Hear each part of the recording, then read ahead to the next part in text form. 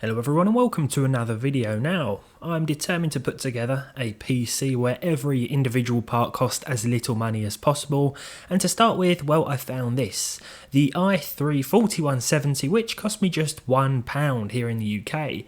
I briefly mentioned this the other day. This was from CEX. I picked this up as well, so no postage costs involved, but I did have to find a stock cooler. Luckily, I had one lying around already, and it does a perfectly adequate job of keeping this CPU cool. But how does it perform in 2023? Before I put together the whole PC using parts that I will hopefully eventually find for as little money as possible, I thought we'd see how they do individually, and we are going to be starting with this 2-core 4-thread Haswell CPU from 2015. Now back then this would have been a great entry level or lower cost CPU, ideal for running all the latest and greatest games out there. Today though, well, it will struggle a little bit more thanks to its lack of physical cores, but is it still usable? I'm going to be going through each individual game tested, talk about the frame rates and frame times, and we'll be talking about the problems that each individual game has with one of these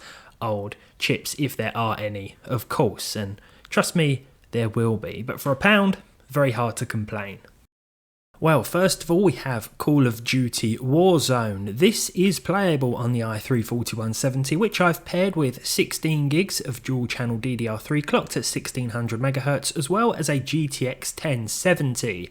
This is certainly overkill for pairing with a CPU like this, but it's a lot better than, say, pairing it with an RTX card, which I think is a lot more unrealistic. This is probably currently the weakest card in my collection, but it is still very capable when paired with the right CPU. But anyway, Call of Duty Warzone does run with at least 30 FPS, but what you're going to see is a lot of issues in terms of stuttering and frame dips, which was to be expected with the core count of this chip. There's also a part at the start of the game when you first load it up, and it's when you're optimizing the shaders. Now with other CPUs, modern, more powerful ones, this may take a matter of seconds or a matter of minutes, but with this it took about half an hour to complete and get to 100%, so that's only going to happen once if you don't change your hardware, of course, but it was quite a long time to wait when using the i3 4170, so I think that's worth bearing in mind, even if it's not going to be a regular occurrence. Not sure if it happens every time you change your drivers though for your graphics card, so bear that in mind as well. Next up we have Counter-Strike 2. Now, overall, this did okay. We saw at least 60 FPS a lot of the time, but the biggest issue here was that the performance got worse and worse as the game progressed. We started off with over 100 FPS in some cases, as you can see from this footage, but this seemed to drop and drop and drop until we were hitting around 40 or 50 FPS. I can't really explain what was going on here because the CPU was the limitation throughout, but it seemed as if as we went through the game, or as I played through this specific match,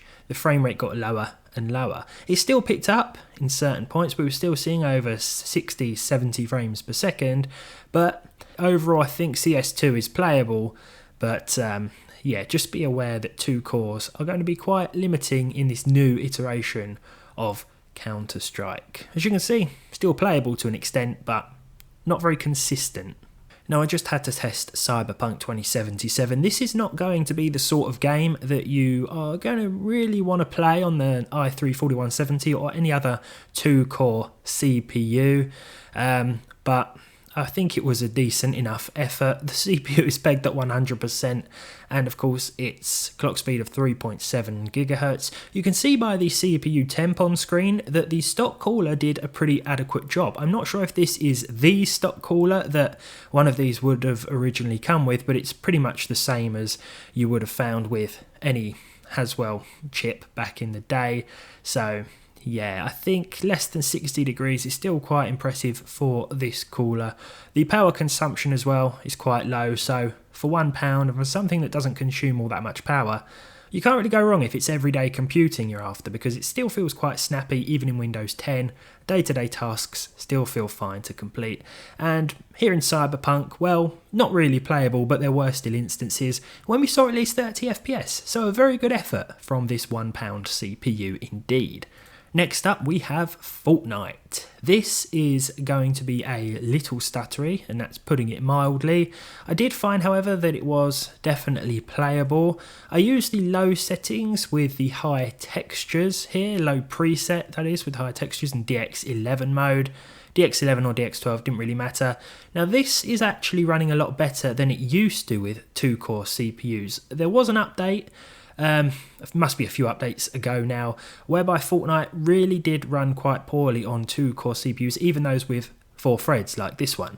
But honestly, this is definitely improved since last time I played it on a dual core, so that is worth bearing in mind. The CPU usage is still pretty much going to be at least 90% all of the time. It's certainly the limiting factor, but it really isn't bad overall.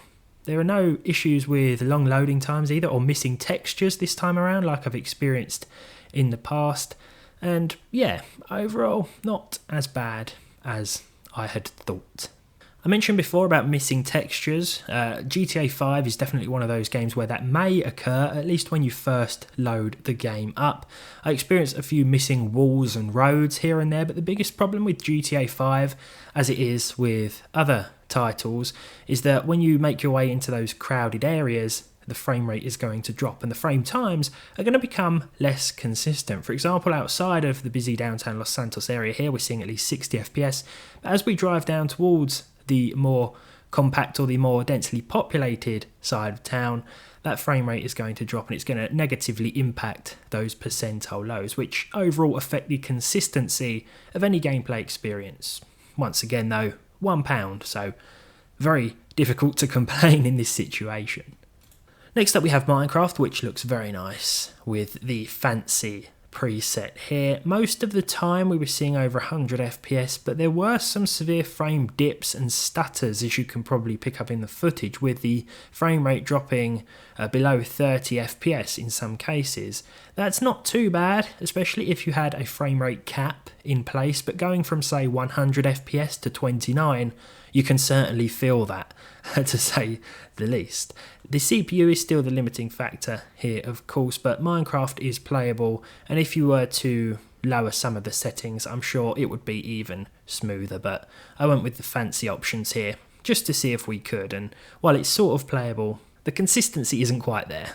For Red Dead Redemption 2, I went with the ultra textures and everything else was set to medium. Now these are settings that the GTX 1070 can handle just fine, and that's pretty much what I went with for the rest of the games as well. I went with settings that the card, when paired with a more powerful CPU, could handle just fine. So I know that the CPU was the problem. Now Red Dead Redemption 2 is one of those games that I found in the past to run fine on dual-core hyper-threaded chips, and this is no exception really. Outside of town we're seeing well above 30 FPS, close to 60 in fact, but as we make our way towards busier areas with more NPCs on screen, which of course are CPU intensive, things do drop towards the 30s. I do still think this is very playable. If you were to say implement a 40 FPS cap, something like that, the frame drops and the dips wouldn't feel as bad, but as it is uncapped, the way in which most people will play, there are going to be some issues. I'm going to leave it there for now then. This has been the £1 CPU, the i3-4170 in action. Thank you very much for watching. If you enjoyed this one, leave a like, leave a dislike if you didn't. Subscribe to the channel if you haven't done so and you want to. Of course, let me know what you think of the i3-4170 down below, as well as if you still use one of these, of course, and hopefully I'll see all of you in the next one.